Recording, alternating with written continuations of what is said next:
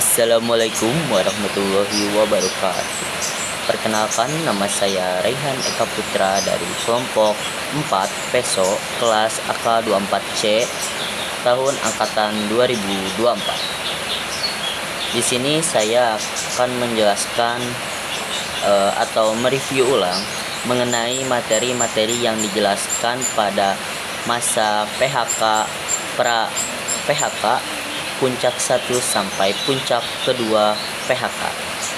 Sebelum itu marilah kita panjatkan puji syukur kehadirat Allah Subhanahu wa taala karena kita semua masih diberikan kesehatan sehingga dapat mengikuti kegiatan pra PHK sampai puncak PHK kemarin, ataupun yang sekarang masih bisa beraktivitas dan sama halnya dengan saya bisa membuat video ini tersebut. Salawat serta salam kita curahkan kepada baginda junjungan besar Nabi Muhammad sallallahu alaihi wasallam, kepada para sahabatnya, kepada para pendahulu umatnya, dan kita sebagai umat akhir zaman. Jadi pada kesempatan hari ini dan video ini saya akan mereview materi-materi yang telah dibahas pada pra sampai puncak PHK. Kegiatan ini bertujuan untuk memberikan wawasan dan pembekalan kepada mahasiswa-mahasiswa, terutama mahasiswa akuntansi yang mengikuti kegiatan PHK tersebut, tentang bagaimananya aspek penting yang akan mendukung perjalanan akademik dan karir mereka di masa depan. Berikut ada beberapa materi yang saat pra sampai puncak 2 PHK dijelaskan oleh pemateri-pemateri yang diundang secara langsung. Yang pertama adalah materi oleh Bapak Nurul Rudiansyah. Jadi beliau menyampaikan materi tentang pengembangan karakter mahasiswa akuntansi. Dalam paparannya, beliau menekankan pentingnya organisasi sebagai sarana pembentukan karakter dan pola pikir mahasiswa. Nah, apa sih pola penting yang disampaikannya tersebut? Yang pertama, adanya manfaat berorganisasi. Nah, jadi organisasi dapat membantu mahasiswa melatih pola pikir yang sistematis dan solutif. Misalkan dengan mengikuti organisasi, kita dilatih untuk mencari solusi atas permasalahan yang ada, seperti merencanakan kegiatan atau menyelesaikan konflik internal seperti hubungan gitu, atau yang lagi kandas hubungan, next, membentuk kebiasaan produktif. Contohnya mengisi waktu luang dengan kegiatan seperti seminar, pelatihan, atau kegiatan sosial. Nah, jadi di sini membentuk kebiasaan produktif itu jadi ada waktu yang luang kita isi dengan yang bermanfaat dan bisa disebut kegiatan tersebut produktif. Kita aktif dalam kegiatan. Lanjut, meningkatkan keterampilan manajemen waktu. Nah, yang ini berkaitan dengan yang kebiasaan produktif tersebut. Jadi terutama bagi mahasiswa yang memiliki kesibukan lain seperti bekerja paruh waktu atau memiliki tanggung jawab di luar kampus gitu. Jadi kita harus bisa memanage waktu sebisa-bisa mungkin. Lanjut, yang kedua ada tips untuk mahasiswa. Nah, kalau yang tadi untuk manfaat berorganisasi, sekarang ada tips untuk mahasiswa nih. Yang pertama ada persiapan belajar. Sebelum masuk kelas, biasanya itu kita akan disuruh membaca materi yang akan dibahas. Contohnya kalau ada topik tentang audit, nah kita bisa cari referensi terkait agar kita jadi lebih siap waktu berdiskusi, nggak pelangak-pelongo gitu kan. Jadi kita bisa bertanya, menggali lebih dalam, ataupun menjawab pertanyaan-pertanyaan yang disampaikan oleh dosen ataupun teman-teman kelas kita. Yang kedua ada belajar dari kesalahan. Nah, jadi untuk kita yang masih tahap belajar nih, jangan takut salah untuk memulai atau khususnya dalam proses belajar mengajar di kelas. Jadi apabila kita ada pertanyaan, tanyakan saja. Jika kita ingin mencoba menjawab pertanyaan yang kemungkinan jawaban kita belum tentu benar, lakukan saja. Jadi jangan takut kesalahan, jangan takut salah, maaf.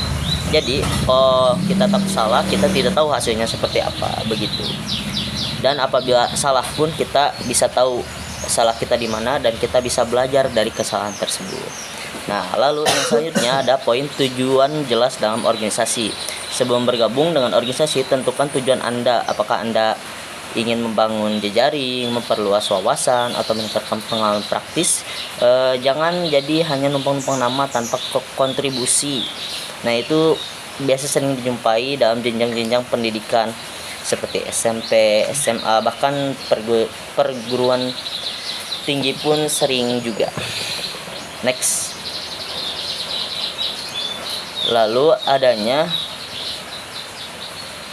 seimbang kuliah dan organisasi. Nah, ini untuk mahasiswa-mahasiswa yang ingin aktif di perkuliahannya tersebut. Jadi dia mengejar akademik dan dia juga ingin berorganisasi, mencari referensi tersebut. Nah, tapi untuk memfokuskan sebisa mungkin kita prioritaskan yang akademiknya dulu, yang tujuan kita untuk kuliah itu apa. Nah, seperti itu. Jadi kayak misalkan ada tugas deadline atau apapun, kerjakan dulu baru kita bisa fokus untuk lebih mengurus organisasi, seperti itu. Lalu yang kedua ada materi oleh Bapak Rifkitel Agard. Nah, pemateri yang dari Bapak Rifkitel ini menyampaikan materi tentang peran mahasiswa sebagai agen perubahan atau bisa disebut agent of change. Poin penting yang disampaikannya itu ada yang pertama, mahasiswa sebagai agen perubahan. Misalkan mahasiswa adalah pelajar dengan tingkat akses terhadap ilmu pengetahuan yang sangat tinggi. Oleh karena itu, mahasiswa memiliki tanggung jawab untuk memanfaatkan ilmu tersebut demi perubahan yang positif. Seperti itu. Perubahan dimulai dari diri sendiri. Sebagai contoh, mulailah dengan kebiasaan sederhana seperti disiplin tepat waktu, yang biasanya malas baca buku untuk menambah wawasan, menambah kosakata untuk nanti bisa berkomunikasi lebih baik lagi, seperti itu. Lalu yang terakhir ada jangan hanya mengeluh terhadap kondisi yang ada. Nah, kita seringkali mengeluh terhadap kondisi yang ada gitu. Tetapi coba kita bisa pikirkan lebih, daripada mengeluh, kita cari solusinya apa, terus tawarkan solusi permasalahan-permasalahan yang ada. Jika melihat misalkan ada isu lingkungan di kampus, nah coba untuk menginisiasi program-program daur ulang sampah, seperti itu. Lalu materi keduanya yaitu peran mahasiswa dan perubahan. Yang ini agent of change. Materi intinya yaitu membawa perubahan ke arah yang lebih baik tentunya. Lalu ada social control, mengawasi dan memberikan kritik terhadap kebijakan yang dianggap kurang adil. Lalu ada iron stock, menjadi cadangan pemimpin masa depan yang siap melanjutkan bangsa, seperti itu. Lalu ada moral force, menjadi penjaga nilai-nilai moral di masyarakat. Ada guardian value, mempertahankan dan melestarikan nilai-nilai luhur bangsa. Lanjut, kita ada di materi ketiga ada oleh K. Mulia Hati Budiman. Nah, materi ketiga ini oleh K. Mulia Hati Budiman, oleh Kak Kanovita Sari dan Kak Muhammad Sardini, yang membahas tentang etika kepemimpinan dalam organisasi. Nah, sebelum itu apa sih kepemimpinan itu? Apa sih pemimpin itu? Ya, saya bertanya kepada yang melihat video ini, menurut kalian apa deskripsi dari pemimpin itu ya? Kita lanjut ke poin utama yang disampaikan. Kepemimpinan adalah proses mempengaruhi anggota untuk mencapai tujuan bersama. Lalu ada tantangan utama dalam kepemimpinan, yaitu pengambilan keputusan. Sebagai pemimpin, kita tuh harus mampu mengesampingkan ego kita sendiri dan memprioritaskan kepentingan bersama gitu. Jadi sebagai pemimpin itu gak boleh egois, guys. Ya, kecuali kamu ngejabat di Indonesia itu egois biasanya. Contoh, saat harus memilih antara menunda kegiatan untuk memperbaiki rencana atau tetap melanjutkan dengan risiko kurang maksimal. Lalu ada poin kedua yaitu persiapan untuk menjadi pemimpin. Nah, bagi yang ingin menjadi presiden, menjadi ketua KPK, atau menjadi ketua partai PDI gitu, ini ada beberapa tips untuk menjadi pemimpin. mengenai potensi diri sebelum bergabung ke organisasi. Misalnya ada apa kelebihan yang bisa kita kontribusikan seperti kemampuan komunikasi atau pencegahan masalah. Nah, lalu ada melatih keterampilan komunikasi dan belajar untuk percaya diri. Nah, ini bagi yang orang-orang yang introvert gitu. Ini harus banget kita menerapkan dan meningkatkan keterampilan komunikasi agar bisa belajar dengan lebih percaya diri gitu. Lalu melawan rasa takut dan membangun komitmen yang kuat tentunya. Lalu lanjut materi keempat, ada oleh Ibu Dia.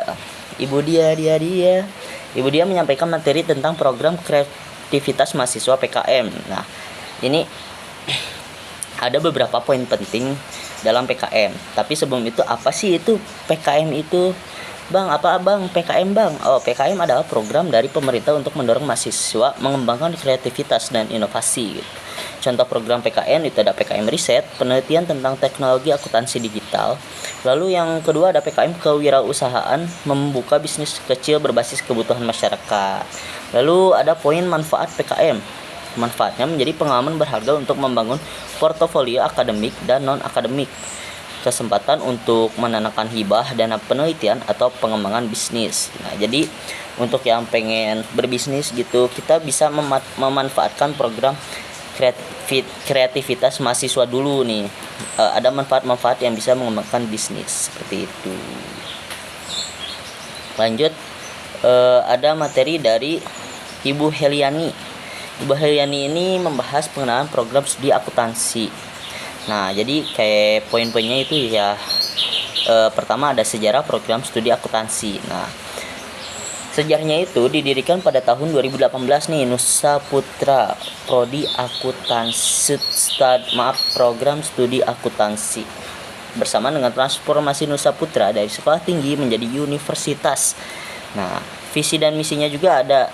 Visi menjadi program studi unggulan di bidang keuangan, perpajakan, dan audit dengan karakter inovatif dan daya saing global pada tahun 2043. Prestasi program studi, ada partisipasi dalam konferensi internasional. Kita sudah sampai konferensi internasional ya, menunjukkan komitmen terhadap pengembangan akademik. Wah guys, internasional, bayangkan. Lalu ada kurikulum yang disesuaikan dengan kebutuhan industri, misalnya pengenalan software akuntansi berbasis cloud. Nah,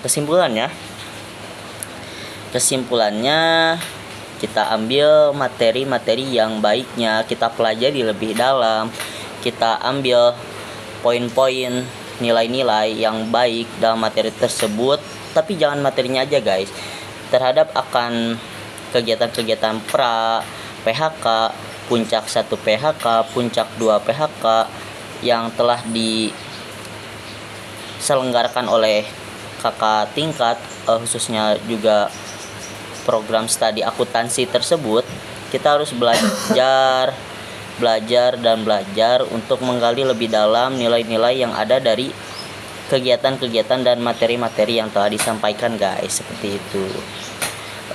Cukup sekian dari saya. Mohon maaf apabila ada salah kata atau kekurangan dari penyampaian mereview materi tersebut, karena saya sesekali membaca teks gitu ya. Mohon maaf karena manusia itu tempatnya salah dan lupa gitu. Wajar lah, saya manusia bukan nabi boy. Maaf, sorry. Cukup sekian presentasi saya, Burung Irian Burung Cendrawasih. Cukup sekian dan terima kasih. Wassalamualaikum warahmatullahi wabarakatuh.